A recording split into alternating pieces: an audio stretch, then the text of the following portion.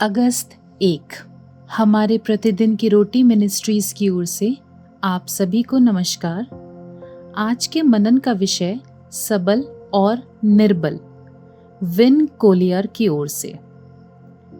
पवित्र शास्त्र का भाग यहेजकेल 34 1-2 एवं 7-12। यहोवा का ये वचन मेरे पास पहुंचा, हे मनुष्य के संतान, इज़राइल के चरवाहों के विरुद्ध भविष्यवाणी करके उन चरवाहों से कह, परमेश्वर यूं कहता है, हाय इज़राइल के चरवाहों पर जो अपने अपने पेट भरते हैं, क्या चरवाहों को भेड़ बकरियों का पेट ना भरना चाहिए? तुम लोग चर्बी खाते, ऊन पहनते और मोटे मोटे पशुओं को काटते हो, परंतु भेड़ बकरियों को तुम नहीं चराते। तुमने बीमारों को बलवान न किया, न रोगियों को चंगा किया, न घायलों के घावों को बांधा, न निकाली हुई को लौटा लाए, न खोई हुई को खोजा, परंतु तुमने बल और जबरदस्ती से अधिकार चलाया है। 7-12। इस कारण हे चरवाहों, यहोवा का वचन सुनो।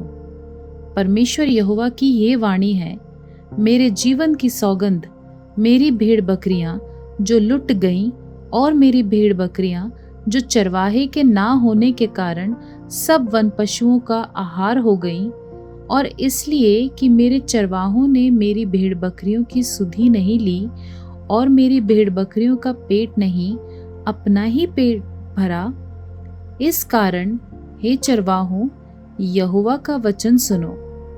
परमेश्वर यहोवा यूं कहता है, देखो, मैं चरवाहों के विरुद्ध हूँ और मैं उनसे अपनी भेड़ बकरियों का लेखा लूंगा और उनको फिर उन्हें चराने न दूंगा। वे फिर अपना अपना पेट भरने न पाएंगे। मैं अपनी भेड़ बकरियां उनके मुंह से छुड़ाऊंगा कि आगे को वे उनका आहार ना हो। क्योंकि परमेश्वर यहोवा यूं कहता है, देखो, मैं आप ही अपनी भेड़ बकरियों की सुधि लूंगा और उन्हें ढूंढूंगा। जैसे चरवाहा अपनी भेड़ बकरियों में से भटकी हुई को फिर से अपने झुंड में बटोरता है, वैसे ही मैं भी अपनी भेड़ बकरियों को बटोरूंगा। मैं उन्हें उन सब स्थानों से निकाल ले आऊंगा जहां जहां वे बादल और घोर अंधकार के दिन तितर बितर हो गई हों। मुख्य वचन यहेजकेल 34 2 एवं 4। हे मनुष्य के संतान, इज़राइल के चरवाहों के विरुद्ध भविष्यवाणी करके उन चरवाहों से कह, परमेश्वर यहोवा यूं कहता है, हाय इज़राइल के चरवाहों पर जो अपने अपने पेट भरते हैं, क्या चरवाहों को भेड़ बकरियों का पेट ना भरना चाहिए? तुमने बीमारों को बलवान न किया, न रोगियों को चंगा किया, न घायलों के घावों को बांधा, न निकाली हुई को लौटा लाए, न खोई हुई को खोजा, परंतु तुमने बल और जबरदस्ती से अधिकार चलाया है। कॉलेज फुटबॉल में शायद सबसे ज्यादा दिल को छू लेने वाली परंपरा आयोवा विश्वविद्यालय, संयुक्त राज्य अमेरिका में होती है। State family children hospital Iowa के किनिक स्टेडियम के बगल में है और अस्पताल की सबसे ऊपरी मंजिल में फर्श से लेकर छत तक की खिड़कियां हैं, जहां से मैदान का शानदार नज़ारा दिखाई देता है। खेल के दिनों में बीमार बच्चे और उनके परिवार नीचे की कार्रवाई देखने के लिए फर्श पर इकट्ठा होते हैं और पहले क्वार्टर के अंत में कोच, एथलीट और हजारों प्रशंसक अस्पताल की ओर मुड़ते हैं और हाथ हिलाते हैं। उन कुछ पलों के लिए बच्चों की आंखें चमक उठती हैं।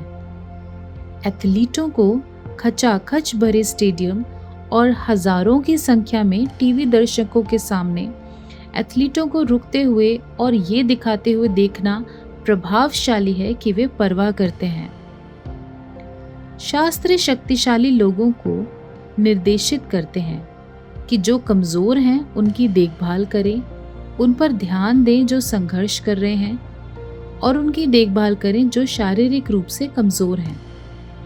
हालांकि बहुत बार हम उन लोगों की उपेक्षा करते हैं जिन पर ध्यान देने की ज़रूरत है। भविष्यद्वक्ता यहेजकेल ने इज़राइल के अगुओं को उनके स्वार्थी स्वभाव के लिए डांटा, उन लोगों की उपेक्षा करने के लिए जिन्हें सहायता की अति आवश्यकता थी। हाय, परमेश्वर ने यहेजकेल द्वारा कहा, तुमने बीमारों को बलवान न किया, न रोगियों को चंगा किया, न घायलों के घाव को बांधा।